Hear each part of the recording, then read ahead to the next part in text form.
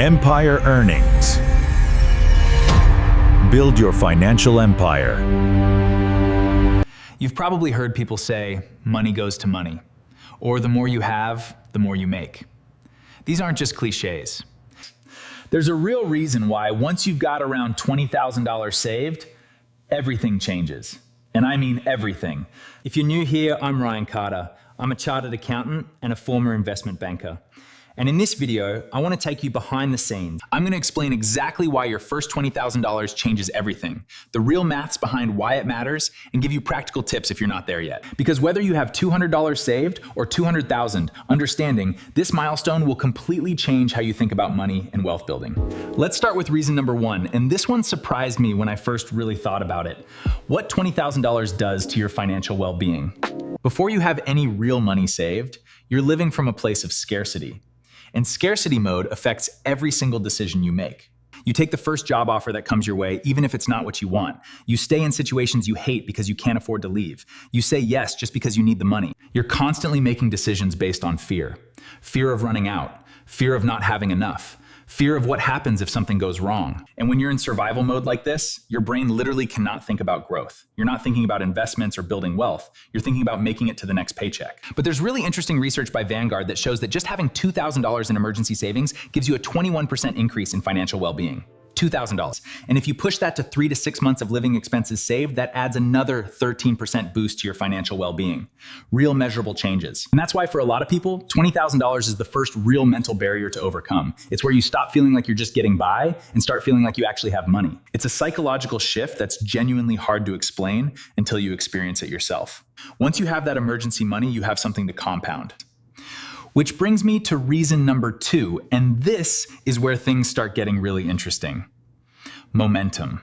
Compound interest is one of the most powerful forces in finance. And once you hit $20,000, you'll see exactly what it means in real terms. Your money doesn't just sit there anymore, it starts earning returns. And then those returns start earning their own returns. It's like planting a tree that grows even more trees for you. Let me break this down with a real number. Say you're putting away $1,000 every month and getting an 8% return. Getting to your first $20,000 takes about 19 months. But here's where things get interesting. Your second $20,000 doesn't take another 19 months. It only takes around 17 months. Why? Because now you've got that first $20,000 working alongside your savings. By the time you're going for your third $20,000, the timeline shrinks even more. Your money is doing more of the heavy lifting while you're doing the same amount of work. And when you get to $400,000 in your portfolio, you can make your next $20,000 in just 5 months. That first milestone is hard, but then every single $20,000 after that gets easier and easier. The maths is just working harder and harder for you. Number three, and this one I find really fascinating because most people assume there's some hidden world of investing that unlocks once you have real wealth. There isn't. The truth is so much simpler. It's just basic maths working in your favor. Think about it. $1,000 in an investment growing 10% in a year gives you $100. Now take that exact same 10% growth and apply it to $100,000. Suddenly you're looking at $10,000 in profit. Same time frame, same investment, just a different scales. When you've got $20,000 in investments earning 8% annually, that's $1,600 flowing into your account every year. Money you didn't have to earn through your job. Money that showed up because your money was working for you. The investment strategy isn't any more sophisticated at $20,000 than it is at $1,000. The only difference is the scale. And that scale is what transforms small percentage wins into real financial progress. And number four, and honestly, I think this is the most important point out of all four, and it's the one that most people completely overlook. When you save $20,000, you've actually done something way more important than just putting money in the bank. You've built the discipline to get there. And that discipline changes your relationship with money forever. If you've never saved that much before, you probably had to make real sacrifices. You had to say no to things you wanted. You had to really track where your money was going. And as a result, you became the type of person who can actually save $20,000. You built the identity of someone who controls their money. Not the other way around. You've proven to yourself that you can delay gratification when it really matters. And that is a skill, a mindset that will serve every financial decision you make from that point forward. Now, if you're watching this and thinking, I haven't even gotten close to $20,000 yet, this part is for you. Here are 3 practical ways to accelerate your timeline. First, and this might sound obvious, but most people skip it, understand exactly what your financial position is right now. You cannot hit $20,000 if you don't know where you're starting from. Most people have no idea how much they're actually spending each month, or what they could realistically save. And those are literally the first 2 numbers you need to know. Second, use technology to automate your progress.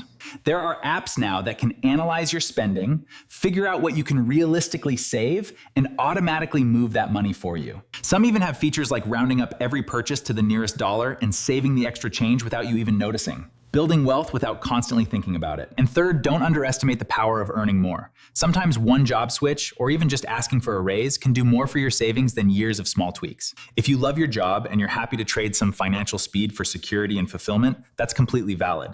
But if you're in your job purely for the paycheck, don't be afraid to push for more. And if you're not getting it, look elsewhere. Earning more is often the single biggest lever you can pull to speed up your savings. Because you can only save up to how much you earn. That's just the math. So sometimes the fastest path to $20,000 isn't cutting your spending, it's growing your income. So to bring this all together, your first $20,000 matters because it changes your financial well-being. It creates real momentum through compounding. The math starts working harder for you, and you build the discipline and identity of someone who saves. That combination, the psychological shift, the momentum, the maths, the habit, that's why that first milestone is unlike any other. Every milestone after it just gets easier. And if you're not there yet, that's completely okay. The journey to your first $20,000 is teaching you things that money alone cannot buy. It's building the version of you who gets there. That's everything from me on why your first $20,000 changes everything. I hope this gave you a clearer picture of what's actually happening with money as it compounds. And if you found this useful, please hit the like button. It genuinely helps more people find this content. And subscribe if you want more videos like this every week. Thank you so much for watching. I genuinely appreciate every single one of you. See you in the next one.